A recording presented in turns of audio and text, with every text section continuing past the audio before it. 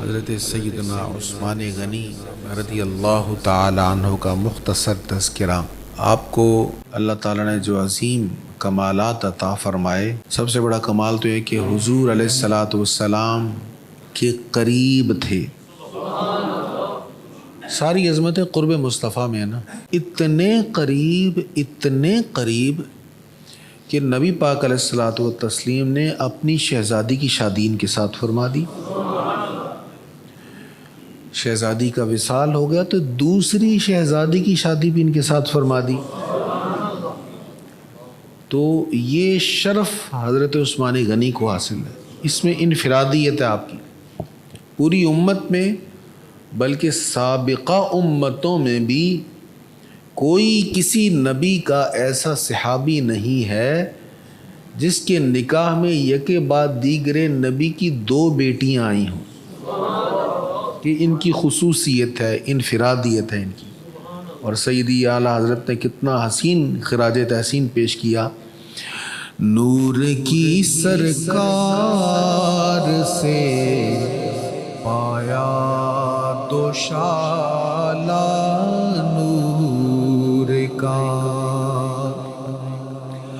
نور کی سرکار سے پایا دوشالہ نور کا، ہو مبارک تم کو ذوالنورین جوڑا نور کا۔ شان ہے آپ کی۔ نبی پاک صلی اللہ تعالیٰ علیہ وآلہ وسلم نے سب سے زیادہ جنت کی بشارتیں انہیں دی ہیں۔ اور بھی صحابہ کرام ہیں، 10 مبشرہ ہیں صحابہ کرام، بلکہ سارے صحابہ جنتی ہیں۔ اہل سنت کا یہ عقیدہ ہے، ہر صحابی نبی سب صحابہ جنتی ہیں۔ کسی صحابی کے بارے میں ادنا سا بھی شائبہ دل میں نہیں آنا چاہیے۔ جیسے ہم اہل بیت اطہار سے محبت کرتے ہیں، ایسے ہی ہم حضور کے صحابہ کرام سے بھی محبت کرتے ہیں۔ سب صحابہ جنتی ہیں، لیکن 10 صحابہ ایسے ہیں جن کا نام لے لے کر حضور نے جنت کی بشارت دی ہے، تو جنتی ہے، تو جنتی ہے، تو جنتی ہے۔ اور حضرت عثمان غنی وہ ہیں جن کو سب سے زیادہ بار حضور نے جنتی کہا ہے۔ جنتی ہونے کی بشارت سرکار کریم علیہ السلام، بعض روایت میں 16 ہے، بعض نے ان کی تعداد 18 لکھی ہے، بعض نے اس سے بھی زیادہ لکھی، کہ اتنی بار حضور علیہ السلام نے حضرت عثمان سے کہا عثمان تو جنتی ہے۔ جب وہ جیش العسرت تھا، یعنی وہ غزوہ، جس غزوہ کے دور میں عسرت تھی، غربت تھی بہت زیادہ، غزوہ تبوک، اب وہاں روانگی تھی، بڑی دور کا سفر تھا، ساز و سامان بھی نہیں تھا، صحابہ کی تعداد بھی زیادہ تھی، سواریاں نہیں تھیں۔ نبی کریم علیہ السلام نے اعلان فرمایا، ابھی کون دے گا اس میں حصہ ڈالے گا، تاکہ مجاہدین کے جانے کا انتظام ہو سکے، اسباب کا انتظام ہو سکے۔ حضرت عثمان غنی کھڑے ہوئے عرض کیا، رسول اللہ حضور 100 اونٹ میری طرف سے قبول۔ اچھا، یہ چندہ مانگنا ایسے محفل میں یہ بھی حضور کی سنت ہے، ہمارے ہاں ادھر نہیں مانگا جاتا، تو یہ کوئی اس اعتبار سے یہ نہ سمجھے گا کہ یہ غلط ہے۔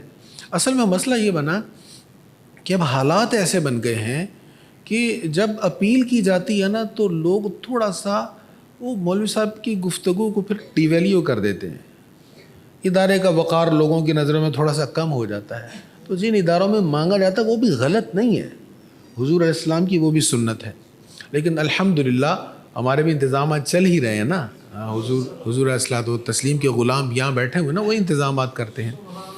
تو حضور علیہ الصلوۃ والسلام نے اعلان فرمایا تو حضرت عثمان غنی کھڑے ہوئے، 100 اونٹوں کا انہوں نے وعدہ فرمایا، حضور 100 اونٹ پیش کروں گا ساز و سامان کے ساتھ۔ سرکار علیہ السلام بڑے خوش ہوئے، اب 100 اونٹ کافی تو نہیں تھے نا، اور بھی چاہیے تھے۔ حضور نے پھر اعلان فرمایا، حضرت عثمان پر کھڑے، حضور 100 اونٹ مزید میری طرف سے، میں 200 اونٹ پیش کروں گا۔ حضور بڑے خوش ہوئے صلی اللہ علیہ وسلم، پھر اعلان فرمایا، کھڑے ہو گئے، حضور میں 300 اونٹ ساز و سامان سمیت پیش کروں گا۔ سرکار علیہ السلام اتنا خوش ہوئے. حضور کے فرمان کا خلاصہ یہ تھا، عثمان جو چاہے ہو جائے تو پکا جنتی ہے. یہ عثمان غنی رضی اللہ تعالیٰ عنہ کو حضور نے یہ ارشاد فرمایا. سرکار کریم صلی اللہ تعالیٰ علیہ وآلہ وسلم اور 7 صحابہ کرام ہیں، عمرہ کی نیت سے گئے. راستے میں ایک جگہ پڑاؤ ہوا تو خبر پہنچی کفار نے تو تیاری کر لی ہے جنگ کرنے کے لیے. اس وقت مکہ معظمہ پر مشرکین مکہ کا کنٹرول تھا، حرم مکہ پر. انہوں نے جنگ کی تیاری کر لی، مسلمان آئیں تو صحیح ہم ان سے لڑائی کریں گے. حضور علیہ السلام نے حضرت عثمان کو بھیجا، عثمان آپ جائیں اور جا کر ان سے بات کریں اور انہیں کہیں کہ ہم جنگ کرنے تھوڑا آئے، ہم تو عمرہ کرنے ہیں، عمرہ کر کے واپس چلے جائیں گے. حضرت عثمان ان سے بات کرنے گئے. انہوں نے کہا کہ عثمان آپ ہمارے کاروباری ساتھی ہیں، تاجر برادری ہے نا، تاجر تھے بہت بڑے، تو آپ ہمارے کاروباری بھائی ہیں، تو آپ آگے ہیں، ٹھیک ہے آپ عمرہ کر لیں، احرام باندھا ہوا تھا نا، آپ عمرہ کر لیں، طواف کر لیں، صحیح کر لیں، آپ کو اجازت ہے، ہم انہیں نہیں آنے دیں گے، ہم مسلمانوں کو نہیں آنے دیں گے، ان کو کہہ دیں جا کر. تو حضرت عثمان غنی کو اجازت تو مل گئی تھی، آپ جانتے ہیں جو جاتے ہیں بار بار جاتے ہیں، جو نہیں گئے اللہ انہیں بھی لے جائے. تو جب حالت احرام میں معتمر ہوتا ہے، اب حج کی نیت تو ظاہر اپنے ٹائم پر ہی وہ احرام کھلنا ہوتا ہے، لیکن معتمر کی نیت یہ ہوتی ہے میں جلدی سے جلدی یہ پابندیوں سے آزاد ہو جاؤں اور احرام کھول دوں. تو حضرت عثمان کو جب یہ کہا، کہنے لگے میں نے ایسے عمرے کا کیا کرنا ہے جس میں حضور نہیں ہوں گے، میں تو یہ چاہتا ہوں حضور میرے ساتھ ہوں، آگے آگے حضور ہوں، میں غلاموں کی طرح پیچھے پیچھے حضور کے ہوں. اگر حضور نہیں کریں گے تو میں بھی نہیں کروں گا، مجھے بھی عمرے کی حاجت نہیں ہے. سبحان اللہ. اچھا ادھر کیا ہوا؟ افواہ پھیل گئی کہ عثمان کو شہید کر دیا گیا ہے. حضور علیہ السلام نے فرمایا اگر عثمان کو شہید کیا ہوگا تو ہم ایسے ہی نہیں جائیں گے، بدلہ لے کر جائیں گے، ہم جنگ کر کے جائیں گے. ہاں بھائی تیار ہو جنگ کرنے کے لیے؟ جی حضور تیار ہیں. کون کون بیعت کرتا ہے میرے ہاتھ پر جنگ کے لیے؟ تمام صحابہ کرام نے حضور کے ہاتھ پر بیعت کی. اب اس بیعت کو بیعت رضوان کہا جاتا ہے. اس بیعت کا ذکر 26ویں پارے میں اللہ تعالیٰ نے فرمایا، اور فرمایا وہ جنہوں نے بیعت کی تھی اللہ ان سے راضی ہو گیا. اب حضور علیہ السلام کو پتہ تھا کہ جس کنڈیشن میں یہ بیعت کر رہے ہیں، تیاری نہیں ہے نا، اسباب نہیں ہے پورے، اور ہیں بھی یہ پردیس میں بیٹھے، وہ اپنے علاقے میں بیٹھے، اپنے گھر میں بیٹھے جن سے لڑنا ہے، نہ تو اسلحہ ان کے پاس. تو جو کنڈیشن تھی، کنڈیشن کے اعتبار سے فیصلہ کرنا بڑا مشکل تھا. اور کبھی کبھی مشکل فیصلے جو حق پر ہوں ان کا اللہ اتنا اجر عطا فرما دیتا ہے کہ بہت خرچ کر کے بھی نہیں ملتا. اب وہ ایک مشکل فیصلہ تھا، صحابہ نے کر لیا. صحابہ نے کہا حضور کچھ بھی ہو جائے، مر جائیں گے، جو کچھ بھی ہو آپ حکم فرمائیں، ہم حاضر ہیں. جیسے بدر کی رات کہا تھا نا حضرت مقداد نے، اٹھے مقداد اٹھ کر عرض کی اے سرور عالم، نہیں ہے قوم موسیٰ کی طرح کہہ دینے والے ہم، نبی کا حکم ہو تو پھاند جائیں ہم سمندر میں، جہاں کو محو کر دے نعرہ اللہ اکبر میں. صحابہ کرام کہنے کہ حضور ہم حاضر ہیں. سب بیعت کر رہے ہیں، تمام 1400 صحابہ سب نے بیعت کر لی. حضور جانتے تھے یہ شرف بہت بڑا ان کو ملنے والا ہے.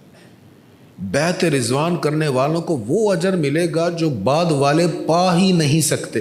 حضور کو پتا تھا. سرکار کریم علیہ السلام نے اپنے دونوں ہاتھ ملائے. صحابہ فرما گواہ ہو جانا، یہ ایک ہاتھ عثمان کا ہے، ایک میرا ہے، میں عثمان سے بھی بیعت لے رہا ہوں. اچھا بعض لوگ کہتے ہیں حضور کو اگر علم ہوتا، غیب کا خبر ہوتی تو حضور علیہ السلام یہ بیعت لیتے ہی کیوں؟ حضور کو اگر کنفرم ہوتا کہ وہ عثمان زندہ ہیں تو بیعت لیتے ہی کیوں؟ تو علماء فرماتے ہیں بھئی اگر حضور کو علم نہ ہوتا تو یہ عثمان کی بیعت کیوں لی؟ حضرت عثمان کی جو حضور نے بیعت لی ہے ان کو اس میں شامل فرمایا، اس کا مطلب حضور جانتے تھے. اب حضور علیہ السلام نے بیعت لی اور اللہ تعالیٰ نے قرآن کریم میں فرمایا ان الذین یبایعونک انما یبایعون اللہ. یہ بڑی کمال کی آیت ہے. اے حبیب، بے شک جنہوں نے آپ سے بیعت کی ہے انہوں نے در حقیقت اللہ سے بیعت کی ہے. اللہ سے. ید اللہ فوق ایدیہم، اللہ کا ہاتھ ان کے اوپر ہے. ید اللہ فوق ایدیہم، ان کے ہاتھوں کے اوپر اللہ کا ہاتھ ہے. وہ جو آپ سے بیعت کر رہے ہیں وہ اللہ سے بیعت کر رہے ہیں. اب جس وقت، اب بیعت کون کر رہا ہے؟ حضور بیعت کر رہے ہیں نا صحابہ سے، اور اوپر والا ہاتھ کس کا ہے؟ حضور کا ہے نا. اللہ کیا فرما رہے ہیں کہ ہاتھوں کے اوپر اللہ کا ہاتھ ہے. مفسرین کہتے ہیں جس وقت اللہ تعالی حضور کے ہاتھ کو اپنا ہاتھ کہہ رہا تھا، اس وقت حضور اپنے ہاتھ کو عثمان کا ہاتھ کہہ رہے تھے. شان عثمان غنی دیکھیے گا، سبحان اللہ. حضور کہہ رہے ہیں یہ عثمان کا ہاتھ، ایک ہاتھ میرا ہے، یہ عثمان کا ہاتھ ہے. صحابہ گواہ ہو جاؤ، میں عثمان سے بھی بیعت لے رہا ہوں. سبحان اللہ. حضرت سیدنا عثمان غنی رضی اللہ تعالیٰ کی بہت ساری خدمات ہیں. ایک عظیم خدمات، خطبوں میں آپ نے سنا ہوگا جامع القرآن. آپ قرآن کریم کے جامع ہیں. قرآن کریم کو اکٹھا نہیں کیا، قرآن کریم اکٹھا ہو چکا تھا. قرآن کریم پر امت کو اکٹھا کیا، قرآن کریم پر امت کو جمع کیا. ہوا کیا تھا؟ پہلے 6-7 لہجوں میں قرآن کریم پڑھا جاتا تھا. مثلاً والشمس وضحاها ہم اس طرح پڑھتے ہیں، والشمس وضحاها ہے، اس طرح بھی پڑھا جا سکتا ہے، یہ بھی جائز ہے. رسول اللہ کے دور میں پڑھا جاتا تھا. تو ایسے 7 لہجے تھے جن لہجوں میں قرآن کریم کی تلاوت ہوتی تھی. اب امت میں اختلاف ہونے لگ گیا.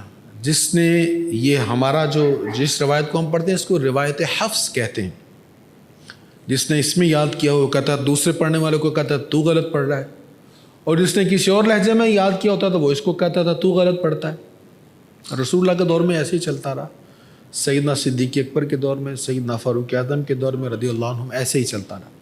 حضرت عثمان غنی کے دور میں اختلاف بہت بڑھ گیا.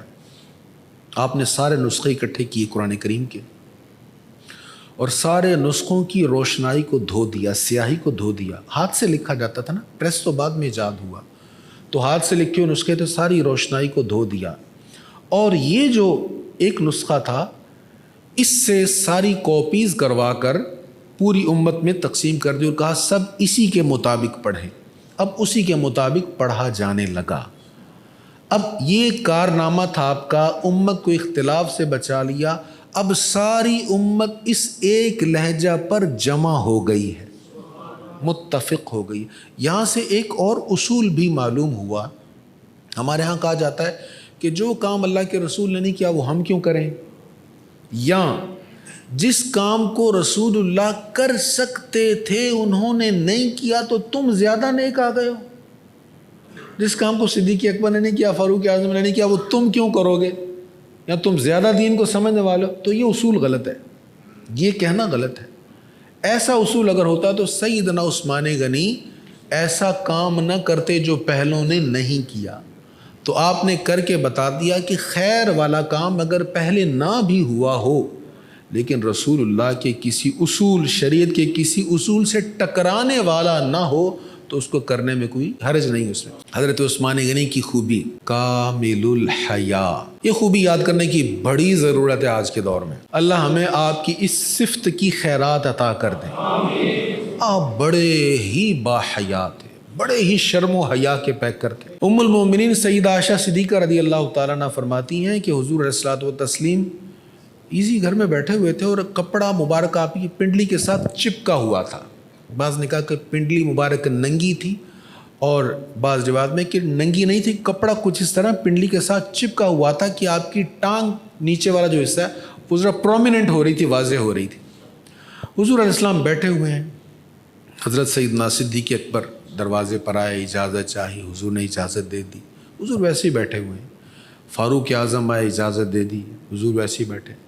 پھر دستک ہوئی، اجازت مانگی، کون؟ عثمان. ٹھہر جاؤ. جلدی سے کپڑا درست کیا، حضور ٹھیک ہو کے بیٹھ گئے. فرمایا بلا لو عثمان کو. عثمان آ گئے، نشست برخاست ہوئی، سب چلے گئے.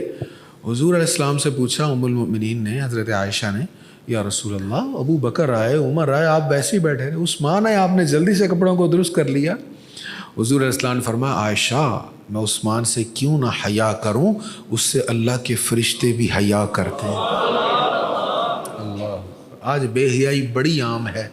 اللہ ہمیں حضرت عثمان غنی رضی اللہ تعالیٰ عنہ کی سیرت طیبہ سے یہ خیرات عطا فرما دے اور ہم با حیا مسلمان بن جائیں۔